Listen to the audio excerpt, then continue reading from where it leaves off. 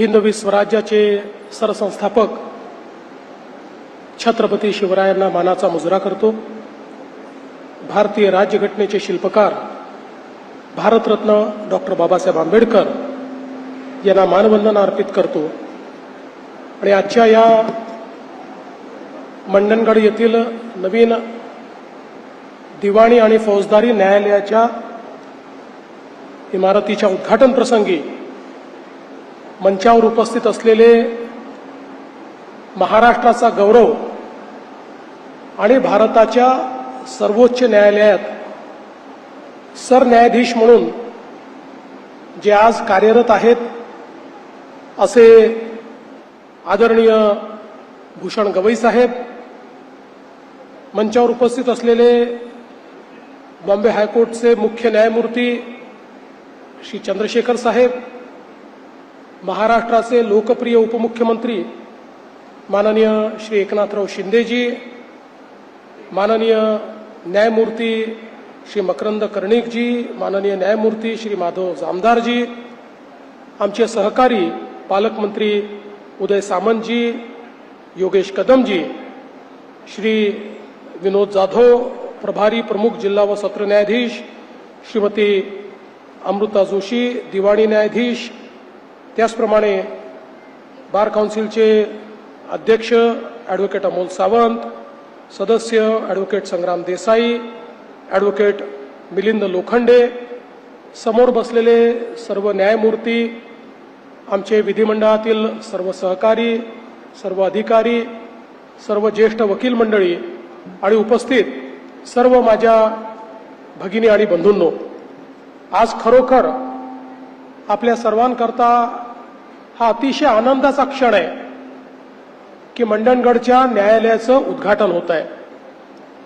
मगाशी शिंदे साहेबांनी देखील उल्लेख केला, 2023 साली 8 ऑक्टोबरला म्हणजे बरोबर 2 वर्षापूर्वी माननीय भूषण गवई साहेब, मी, उदयजी, आम्ही सगळ्यांनी या न्यायालयाच्या इमारतीचं भूमिपूजन केलं होतं आणि केवळ 2च वर्षामध्ये अतिशय सुंदर अशा प्रकारची इमारत आपल्या पीडब्ल्यूडी विभागाने या ठिकाणी तयार केली आणि आज त्याचं उद्घाटन होत आहे। ज्यावेळी भूमिपूजनाला आलो होतो त्यावेळी गवई साहेब सर्वोच्च न्यायालयाचे न्यायमूर्ती होते आणि मी उपमुख्यमंत्री होतो। आता ते सरन्यायाधीश झाले आहेत आणि मी मुख्यमंत्री झालो आहे। त्यामुळे अर्थात मी आणि शिंदेसाहेब आलटून पालटून असतो, त्याच्यामुळे असं काही आमच्यात नवल नाही आहे।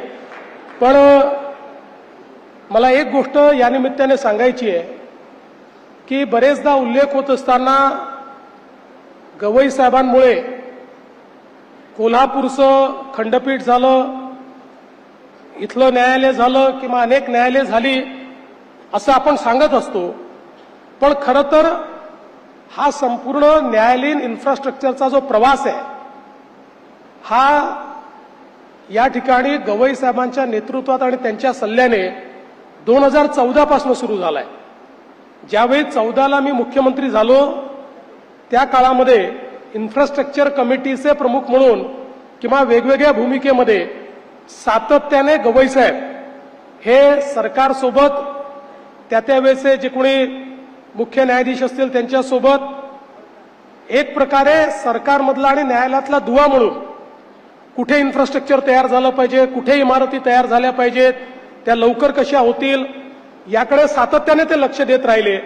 सर्वोच्च न्यायालयात गेल्यावरही त्यांनी ते लक्ष सुरूच ठेवलं आणि अर्थातच सरन्यायाधीश झाल्यानंतरही महाराष्ट्रातल्या न्यायालयीन इन्फ्रास्ट्रक्चरकडे सातत्याने त्यांचं लक्ष राहिलं आणि याचाच परिणाम आहे की 2014 पासून 2025 पर्यंत आमच्या सरकारने जवळपास 150 न्यायालय आणि न्यायालयीन इमारती याला मान्यता दिली आणि त्याचं काम सुरू केलं आणि त्यातल्या अनेक इमारती आम्ही त्या ठिकाणी पूर्ण केल्या। आणि खरोखर केवळ गवई साहेब इथे उपस्थित आहे म्हणून मी म्हणत नाही, तर याचं मोठं श्रेय हे गवई साहेबांना त्या ठिकाणी जातं की त्यांनी सातत्याने या संदर्भात सरकारसोबत संवाद करून आणि त्यातल्या अडचणी दूर करून या सगळ्या गोष्टी आमच्याकडनं करवून घेतल्या.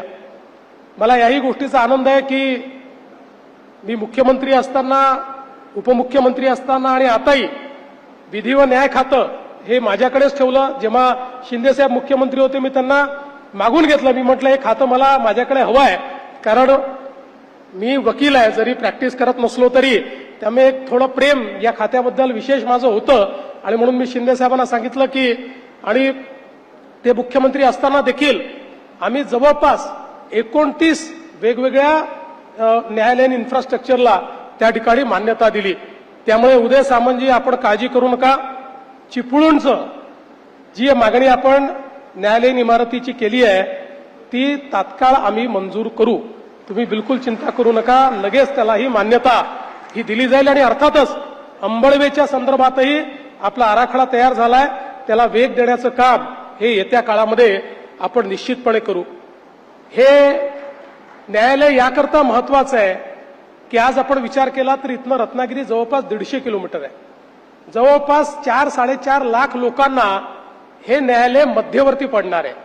त्याच्यामुळे लोकांचा जो काही प्रवास आहे तो प्रवास हा मोठ्या प्रमाणात वाचणार आहे. लोकांचे पैसे त्याच्यामध्ये वाचणार आहे. त्याची गती देखील मोठ्या प्रमाणात वाढणार आहे. आणि म्हणूनच मला असं वाटतं की केवळ एक इमारत किंवा एक न्यायालय नाही, तर लोकांकरता न्यायदानाची व्यवस्था, एक गतिशील व्यवस्था या निमित्ताने तयार झालेली आहे. आणि अर्थातच त्याचं 100% क्रेडिट हे माननीय गवई साहेबांना आहे. त्यांनी जेवढा पाठपुरावा याचा केलेला आहे, क्वचितच एखादे एवढ्या सर्वोच्च स्तरावर बसलेले न्यायमूर्ती इतका त्याचा पाठपुरावा करतात डे टू डे. म्हणजे जसं 2 वर्षात इमारतीचं काम पूर्ण करण्याचं क्रेडिट हे आमच्या पीडब्ल्यूडीला आहे, तसंच त्याच्यावर नजर ठेवून असलेल्या गवई साहेबांना देखील आहे. त्यामुळे सगळ्यांकरता एक त्यांनी टाइमलाईन आखली होती. त्या टाइमलाईनमध्ये हे काम पूर्ण करणं अत्यंत गरजेचं होतं आणि ते आज आपण निश्चितपणे पूर्ण करू शकलो. आणि एक मोठी न्यायदानाची व्यवस्था या ठिकाणी आपण केली आहे. आमचा जो कोकणी माणूस आहे हा अत्यंत स्वाभिमानी आहे. तो शांत स्वभावाचा आहे. तो अतिशय प्रेमळ आहे. पण कोकणी माणसाबद्दल असं सांगतात की एकदा कोर्टात गेला तर तो काही मागे हटत नाही.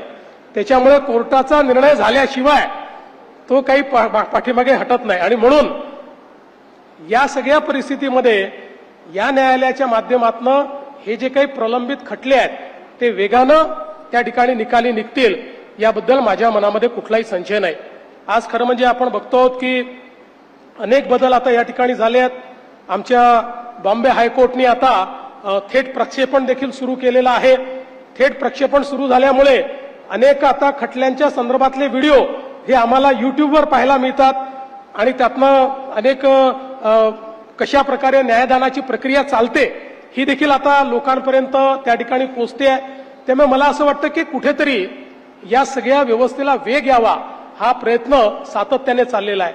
आणि माननीय आपले सरन्यायाधीश गवई साहेब यांचं तर नाव या सगळ्या ज्युडिशियल इतिहासामध्ये याकरता लिहिलं जाईल की व्यवस्थांमधल्या ज्या गॅप्स आहेत त्या भरून काढण्याकरता त्यांनी जे काम केलं आहे, ते इन्फ्रास्ट्रक्चरचं असो, ते मॅनपॉवरचं असो, त्या न्यायमूर्तींच्या रिक्त जागांचं असो, या प्रत्येक बाबतीमध्ये ज्या वेगानं त्यांनी हे काम केलेलं आहे ते खरोखर मला असं वाटतं की इतिहासामध्ये त्याची नोंद होईल. आणि एखाद्या व्यक्तीने मनात आणलं तर तो किती वेगानं काम करू शकतो हे देखील गवई साहेबांनी त्यांच्या टेन्युअरमध्ये आपल्याला निश्चितपणे दाखवलेलं आहे.